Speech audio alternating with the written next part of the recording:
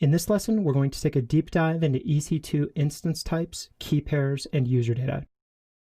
It's nice to think of instance types as the hardware footprint of the machine, the amount of CPU, RAM, disk, and virtual internet card going into the machine. Key pairs are used to control the first-time access to a new EC2 instance, although it's a good practice to keep them in place even after.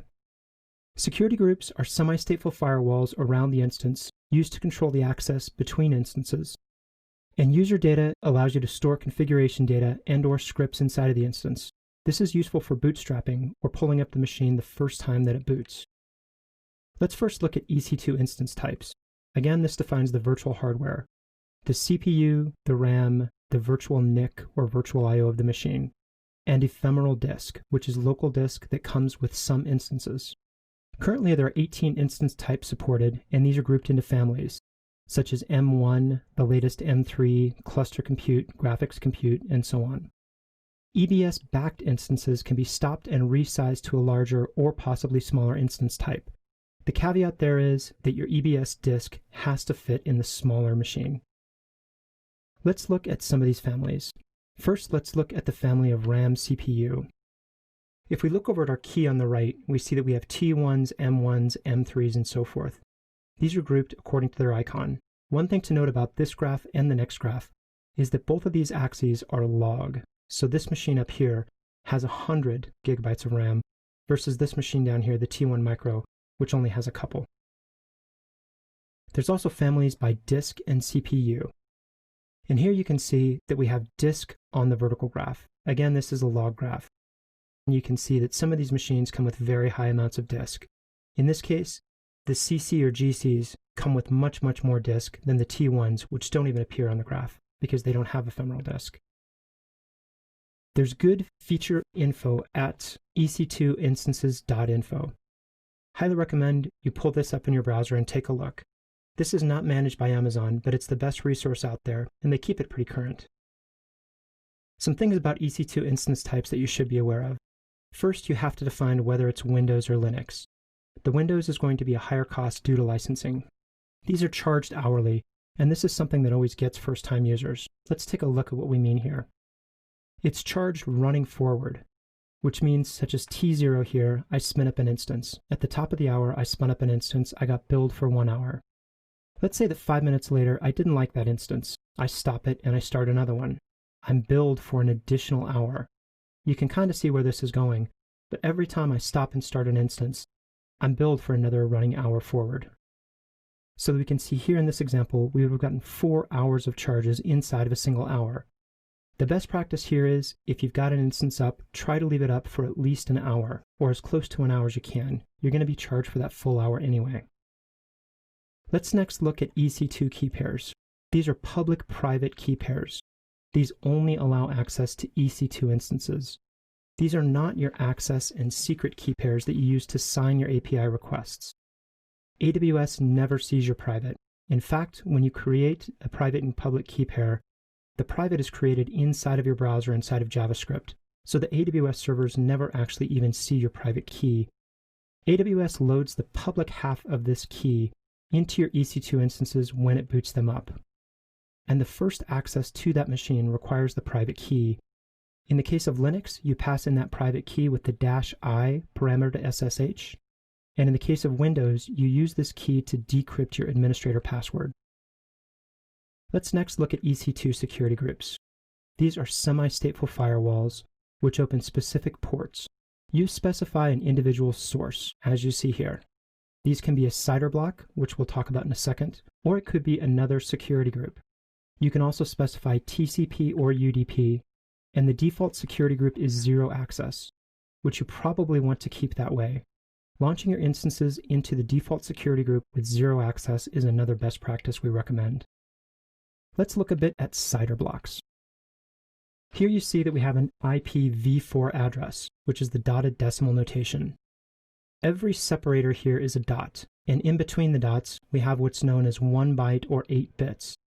A single IPv4 address consists of 32 bits or 4 bytes. Each byte is 8 bits long, or an octet. You specify CIDR blocks with slashes, and when you specify a slash, what you're talking about is masking off the first 2 octets. such as right here. We have /16, which for this address would specify that this is hard-coded, that is hard-coded. The third parameter can be between 0 and 255, and the last parameter can be between 0 and 255. If we have a /24, we're masking off the first 3 octets, or 24 bits, in which case we can have X, Y, Z, which are hard-coded, and the last 3 can be 0 through 255. If you specify a /32, you're specifying a single IP address, in which case we have X, Y, Z, and A all hard-coded. If we look at some more examples with specific IP addresses, you see here that we have 122.43.0.0/16. This would equate to 122.43.anything.anything. This is what is known as a B block, and this is 64,000 addresses. Next, we have this address, in which the first 3 octets are hard-coded, and the last is a 0/24. In this case, we're specifying that the first 3 octets must be set, and the last can be anything. This allows for 255 addresses. Finally, we have the single address, 122.43.65.8/32. This specifies a single address because you're locking all of the octets. An important address you'll be using frequently is 0000/0. This allows all addresses from everywhere. Remember, we can also specify the source as a security group. Let's take a look at that real quick. Here you can see that we plan on having 2 instances we spin up, one in a web tier and one in an application tier. First, we specified the web tier security group.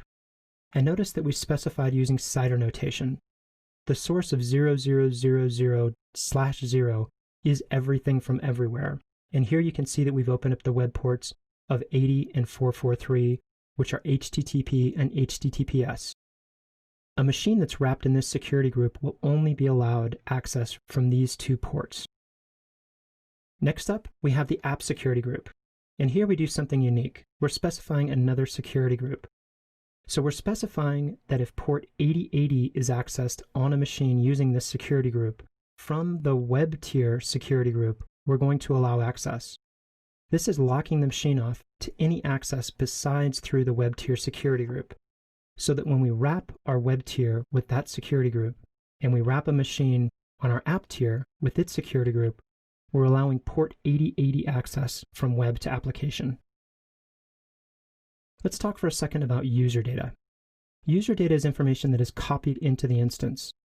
This can be used to make a generic instance become a web or an application instance, as you see here. We're specifying the role of production, the owner marketing, and the tier of web in user data when we launch this instance.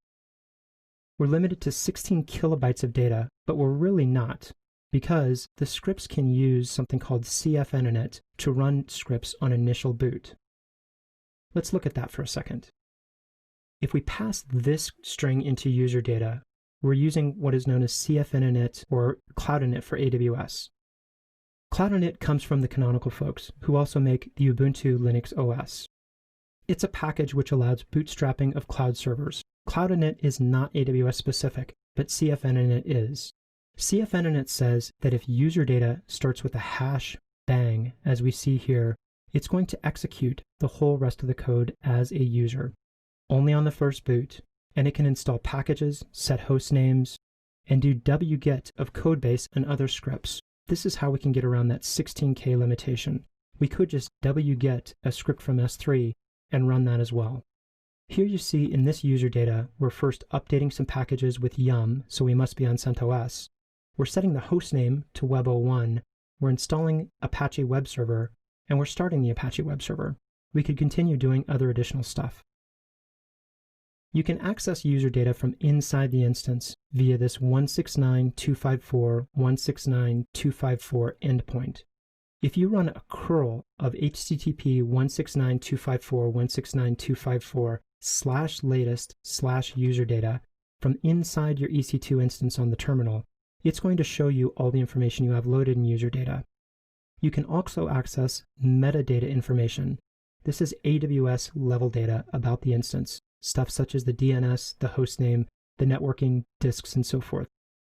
When you get to the EC2 spinning up the first instance lab, highly recommend you remember this slide and come back and curl these two endpoints.